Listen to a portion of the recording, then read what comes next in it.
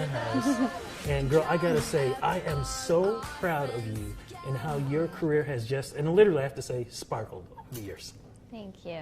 I mean, how does it feel knowing that you've accomplished? And I remember that way back when with my first single, having the interview with you, and yeah, every time I'm in Canada and I see you, it's really nice. You know, do you remember the song that you sang? I was looking for the interview that we did, and you sang the song about something. And was it a cover? No, it was a song that you wrote, and you sang it. Wow. And it was pretty bold with the song that you sang. I'm not going to say the words to what it was, but I couldn't stop laughing. I was trying to go back to find my interview. I have it. Couldn't find it because I wanted to remember what that song was. Oh my gosh, that's crazy. Yeah, well, girl, when I first met you, I was like, yeah, this gal is kind of crazy. But like I said, the thing I loved about you was because you were so bold, you were so real, and you were willing to talk about and say anything that was on your mind. And in a lot of ways, you still do. That has not changed over the years. I'm an honest person, yes. And yeah, thank you. And you know, it's cool because I get to do interviews and you know talk about my music, and my music's important to me. And you know, I write my songs, and I get to relay the messages to the fans. But did you ever think it would be on that status? We're talking iconic here because you have so many fans that look up to you. They look forward to your music, and it's always been relatable over the years. No, I had no idea it would be on this level. It's crazy, you know. I really just wanted to be a singer. I loved being on stage, and I was always in plays and musicals, and so I didn't even know what Hollywood was. I was too young. I just knew that I wanted to sing and I wanted to be on stage, and then I started playing the guitar when I was 14, and then got signed, and Complicated came out when I was 17, and I heard it on the radio, and I was hearing it around on the radio all around the world, and I had no idea. I had no idea that it would be like that. What were some of the surprises, though, over the years that you found? Because there's always that one thing when you have the dream. But once you're living the dream, sometimes it can turn out to be a nightmare. Like, I feel like on my first record, everything was so big, and there was so much work. And I was very young. I don't know if I was really prepared for all of the interviews and the traveling and this and that. But now I try to really just enjoy it, because when there is a lot, you know, it can get like a little overwhelming. So for me, it's like I'm here and I'm doing this and I'm putting out music, and every time I see my fans and I go out on stage, I just have as much fun as I can, because it is fun. But, you know, it is crazy at the same time. So, like my last tour, the Black Star tour, was the best tour that I'd done and enjoyed it the most. And it's nice at this stage to have as much material, with this being my 5th record also, to work with on stage.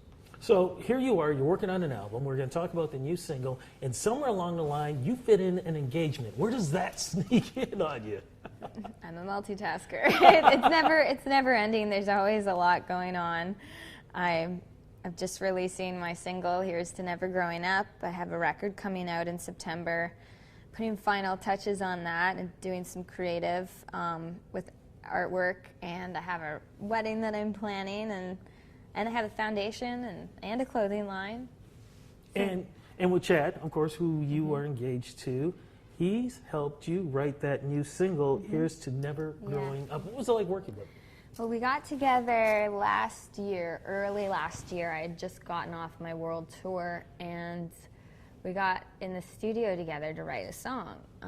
My manager at the time said, "Hey, what do you think about writing with Chad Krieger from Nickelback?" And I said, yeah, that sounds like that could be a cool idea, because he's not just a studio songwriter. He's a performer. He goes out there.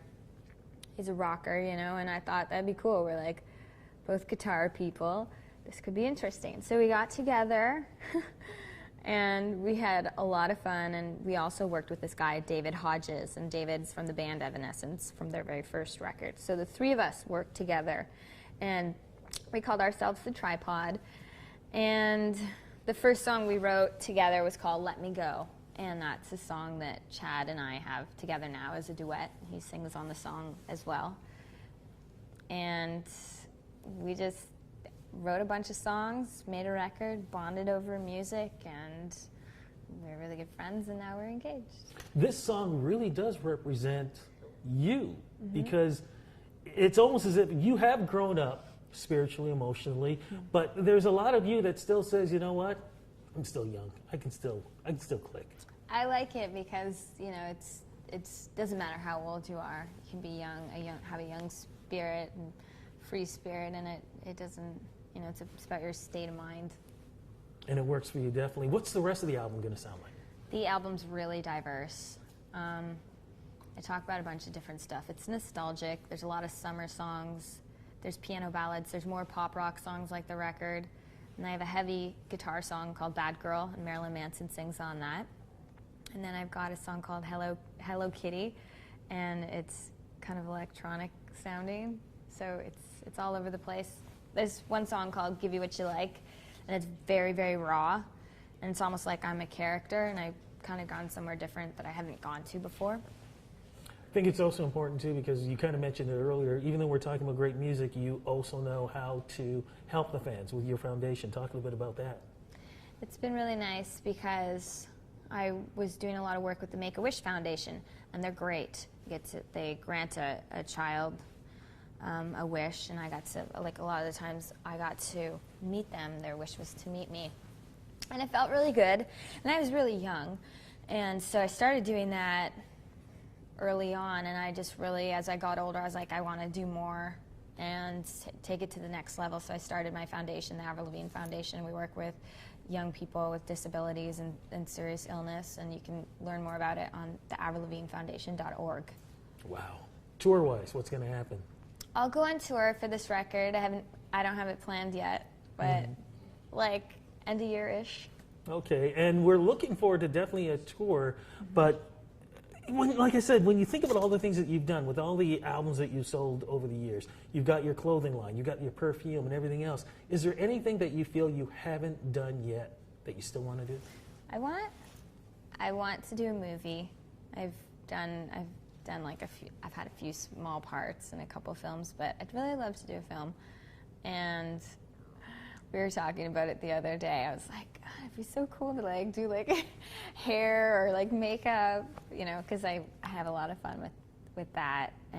But for me, I think I'm just to continue to work on Abby Dawn, my clothing line, because there's, you know, you're coming up with new designs. It's constant. I love that, and I'd love to be in a film. Well, girl, I'm going to throw out the big I love you, too, because, like I said, I have had the pleasure of watching you in the last 12 years just grow into the superstar you are. Thank you for letting me be part of all that. Thank you for being so good to me. And, hey, congrats on the wedding coming up. Congrats on the new album. And, like I said, congrats on the future. Thank you. It's awesome to see you.